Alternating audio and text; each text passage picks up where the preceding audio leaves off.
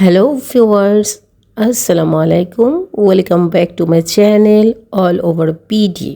কেমন আছেন ভিউয়ার্স? নিশ্চয়ই ভালো। এখন তো গাজরের দিন, অনেক গাজর পাওয়া যায়, ভালো ভালো গাজর পাওয়া যায়। আপনারা গাজর দিয়ে হালুয়া, বরফি এসব করতে পারেন।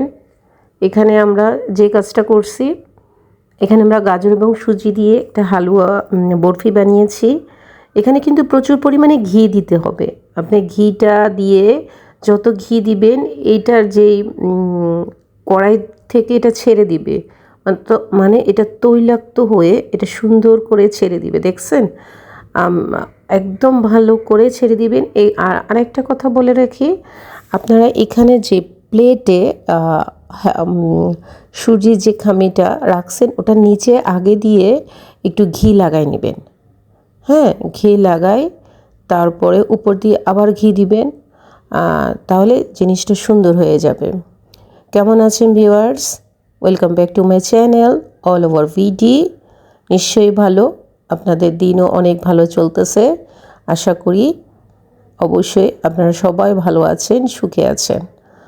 আচ্ছা, আমরা আজকে একটা ডেজার্ট বলুন আর যাই বলুন, একটু মিষ্টি আইটেমের রেসিপিটা আপনাদের সাথে শেয়ার করব। এই খাবারটা খেতে অনেক অনেক মজা, মানে আপনি মুখে দিলেই মনে হবে মিলিয়ে যাবে, মুখে দিলেই জিনিসটা মিলিয়ে যাবে।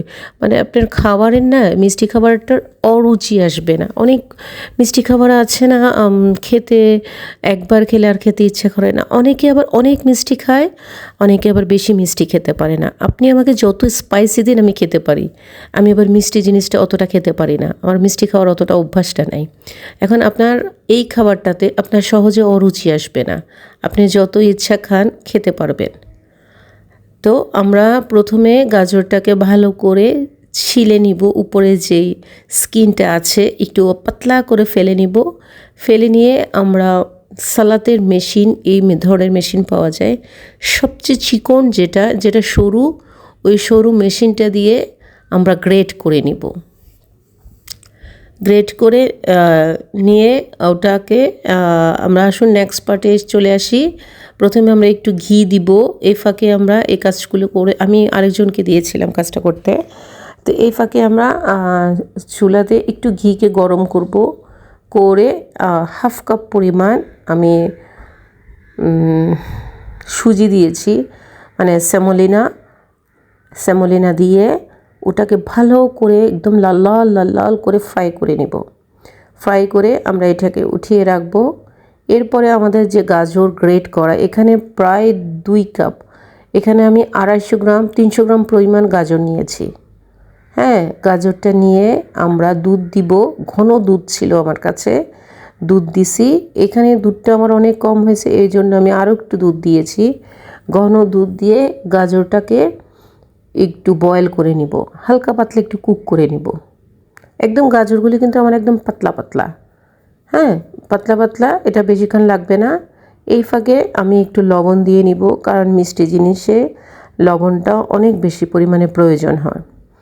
এরপর গাজরটাকে আমরা গ্রেট করে নিবার পর আমরা প্যানের মধ্যে এলাচি, দারচিনি, তেজপাতা এগুলোকে একটু ভেজে নিব। ভেজে নিবার পর আমরা যে গাজরটাকে গ্রেট করছি, আমি এই ফাঁকে গাজরের সাথে দুধটাকে আলাদা করে নিছি, কারণ দুধটা সহ গাজর গ্রেটটা ভালো করে হচ্ছে না, তাই আমি দুধটাকে আলাদা করে গাজরটাকে আগে গ্রেট করে নিয়েছি। কারণ দুধটা দেওয়ার কারণ হচ্ছে যে গাজরে একটা বাজে স্মেল হয়। আপনারা ভিউয়ার্স, আপনারা গাজরটা একটু ঘিয়ে ভেজে নেবেন এলাচি দারচিনি দিয়ে, তাহলে গাজরের যে বাজে স্মেল ওটা চলে যাবে। এরপরে আমরা দুধটা দিয়ে আর একটু কুকিং করে নিয়েছি গাজরটাকে।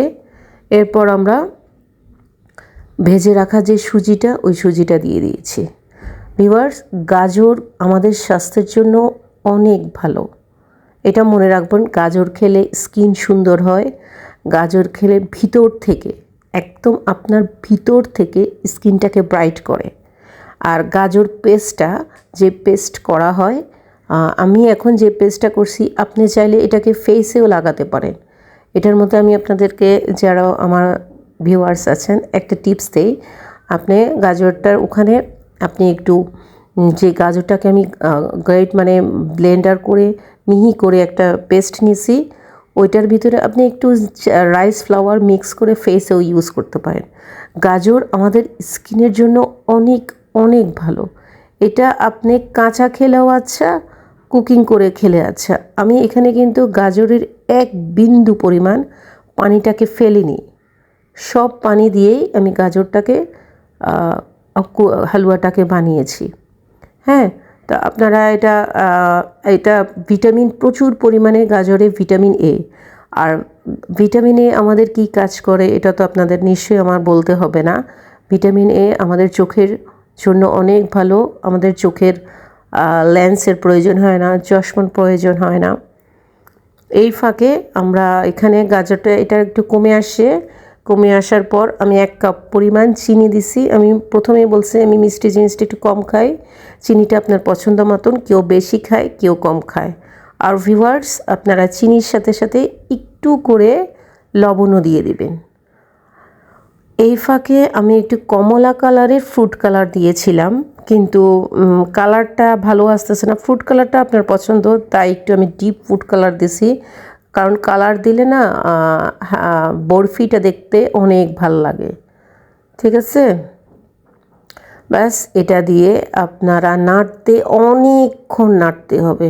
ভিউয়ার্স, আপনাকে কিন্তু এই জিনিসটা ধৈর্য ধরে নাড়তে হবে। আমি বারবার বলতেছি, এই গাজরের এই বরফি বানানোটা এতটা সহজ না। অনেকক্ষণ, আমার এই রেসিপিটা বানাতে প্রায় 1.5 ঘন্টা লাগছে, মিনিমাম 1.5 ঘন্টা লেগে গেছে, কারণ এটাকে ড্রাই হওয়া পর্যন্ত অনেকক্ষণ নাড়তে হয়। এবং এখানে আমি 1 টেবিল চামচ পরিমাণ ঘি দিয়ে গেছি। ঘি দিয়ে আমরা এটাকে ভালো করে কুকিং করছি। খেয়াল রাখবেন আপনারা, এখানে ঘি ব্যবহার করতে হবে অবশ্যই। দেখুন, আমি 1 টেবিল চামচ পরিমাণ ঘি দিছি, আবার কিছুক্ষণ পরে আবার 1 টেবিল চামচ পরিমাণ ঘি দিছি। এখানে মিনিমাম 1 কাপ পরিমাণ আপনার ঘি লাগবে। আপনি চাইলে ঘি ছাড়াও করতে পারেন, বাটার থাকলে বাটার দিয়েও করতে পারেন, চাইলে তেল দিয়েও করতে পারেন, কিন্তু ঘি দিয়ে করলে টেস্টটা একটু ভালো আসে। এটাই যা, আর কিছু না। আপনি চাইলে তেল দিয়েও করতে পারেন, আপনি প্রচুর পরিমাণে তেলও লাগবে 1 কাপের মতন। ঘি 1 কাপ পুরোটা লাগেনি, 1 কাপ থেকে একটু কম লাগেছে।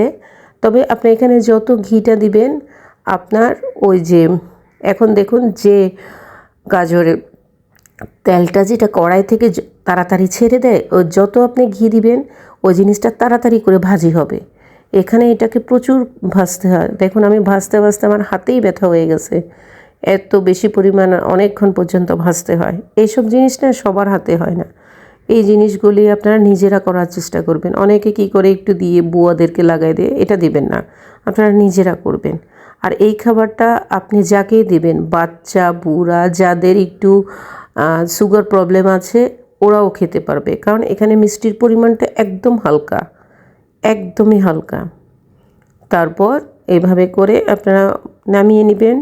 নেমে একটু রেখে একটা পাতলা, একটু হালকা পাতলা ঠান্ডা হওয়ার পর কেটে নেবেন। দেখেছেন আমাদের খামিটা, আমাদের গাজরের যে ইয়াটা কীভাবে আসছে। এইভাবে আপনারা স্লোলি নাড়তে থাকবেন। আপনি 1 সেকেন্ডের জন্য এই প্যানটা রেখে যেতে পারবেন না, আপনাকে অনবরত নাড়ানাড়ি করতে হবে, নতুবা নিচে লেগে যাবে। বাস হয়ে গেল আমাদের মজাদার, অনেক মজাদার গাজরের বরফি। আপনি চাইলে যে বাদাম দিতে পারেন, আমি এখানে বাদামটা ইউজ করিনি। আর সাজানোটা আপনার পছন্দের মধ্যে, এটা কোনো সমস্যা না, আপনি যেভাবে